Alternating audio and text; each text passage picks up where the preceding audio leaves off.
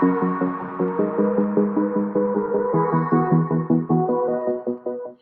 guys, Katie Mild. Welcome to this week's Money Minute. So, this week we are talking about one of my favorite topics in the world. We're going to talk about how to pay your taxes as an independent contractor. Now, I know that so many people in this world do not like talking about their taxes. They don't like to think about how much money they're going to have to pay Uncle Sam.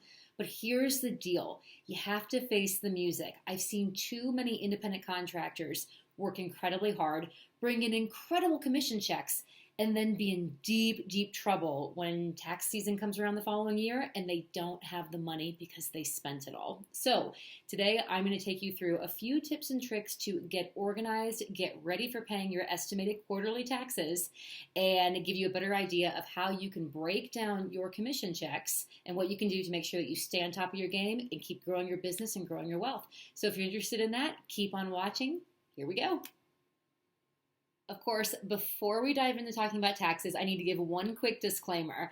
I am not a CPA. I'm not an accountant, guys. Make sure that you talk to a licensed professional CPA or accountant in your state so you can talk about your specific situation and what rules apply to you.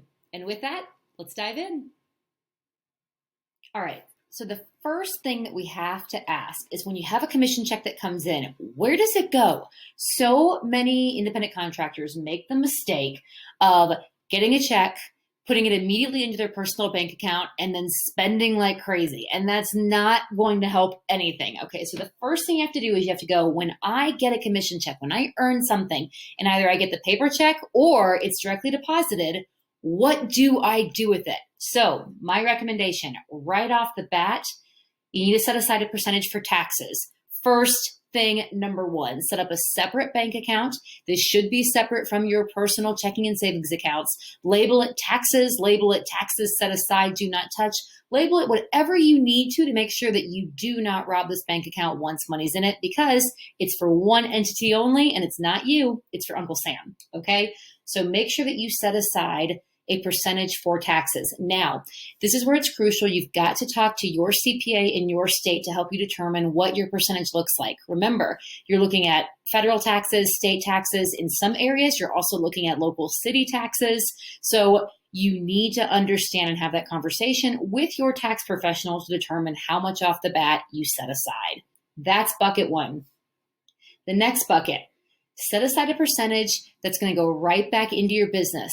This is business reinvestment. This is for things like marketing, expenses to run your business, dues, certifications, professional development, anything associated with keeping your business running. That money needs to go back into there. And then the last bucket, after you've done your taxes, after you've put aside money for business reinvestment, then personal is whatever's left over to run your household. Now, once it gets whatever's left over, once that gets into your personal bucket, then of course, if you're using the dynamic budget, then you know from there, whatever's left over, then you'll siphon off some for retirement, some for other savings, short-term sinking funds, etc., etc. Lots of other videos there. But in general, whether you're running an individual business, whether you're running any type of corporation, S Corp, LLC, whatever that looks like, of course there are nuances. Of course there's going to be differences for your individual situation. But in general, you need to immediately start thinking, how do I divvy up this commission check, pay who I need to pay first, and then manage whatever's left over to grow my own wealth? So that is the first thing. Now, if you're thinking, I don't know how much taxes to set aside, then this is where having a spreadsheet like this will come in handy. If you can anticipate how much you're going to make on a particular sale, so in this example, we're using real estate. If you can anticipate and project how much you'll make for a gross commission check, and then after you're split in fees, then before the closing, you can anticipate approximately how much you should be setting aside for taxes, how much you can be setting aside for business, and then ultimately what your take-home amount will look like. Now remember, you can't spend money before you have it, but you can at least start to forecast to get an idea of what your income could look like upon successful closing. So having a template like this will be incredibly beneficial to you. Last thing, just a couple of tips before we wrap up. Now, it's really, really important. Schedule your tax payment days ahead of time in your calendar. Make sure you talk to your CPA every quarter so that you understand and they understand how much you're making, how much you think you're going to make, and how much taxes you continuously need to be setting aside. So when it comes time to pay those quarterlies, you know exactly what to do. Maintain separate accounts. Do not mix your business and your personal. Do not mix your tax money with your personal. You need to have several different bank accounts so that you always keep your money nice and neat and separate. And then the last thing, of course, learn to live on just a bit less. When you bring home a $10,000 commission check, that does not mean that you made $10,000 to your personal bank account. You've got to start priming and training your mind to understand that really that big number, it's going to get whittled down because there are certain obligations you have to pay first to stay on top of the government. All right, in the next segment, I'm going to quickly show you where to go on the IRS website to make your quarterly estimates. Stay tuned. So now you may be wondering, okay, Katie, I get the idea. You want me to set aside a portion of every commission check, put it into a savings account, label it taxes, and I know that I don't spend it.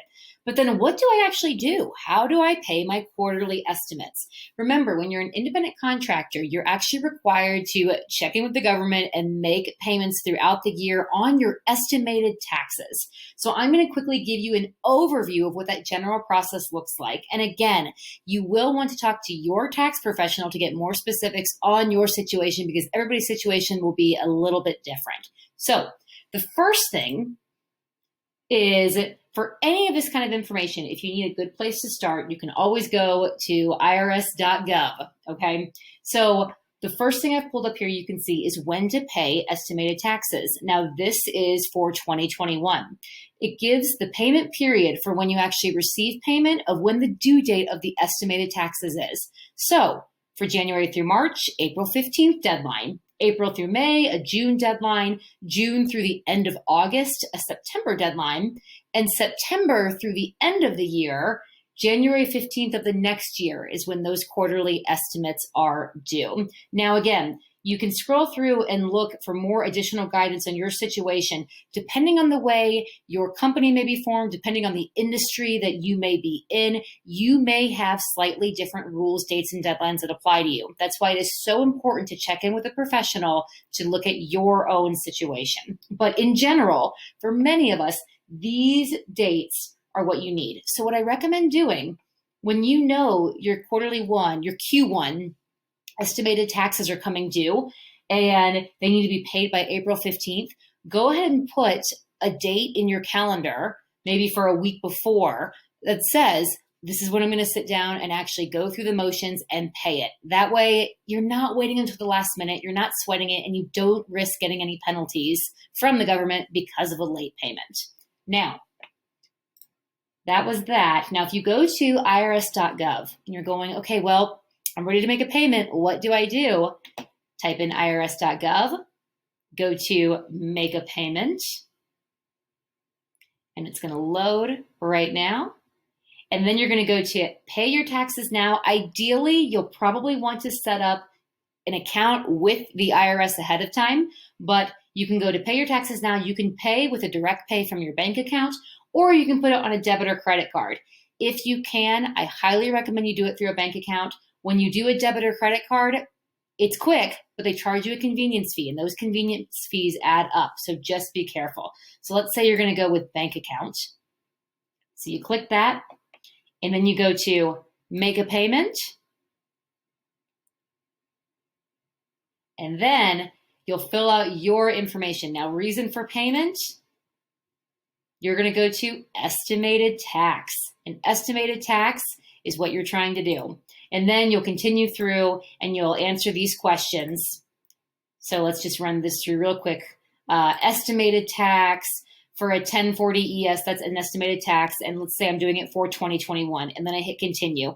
I'm not going to go further from there because it starts showing personal information, but this will give you an idea of where to go and what to do. So now if you're going, I don't know what to do, Katie, you don't have that excuse anymore. Here's exactly where you go, irs.gov, to get you started. And then to pay your state taxes, you'll follow a similar process through your state tax revenue website. Again, reach out to your accountant for more specifics on your specific state.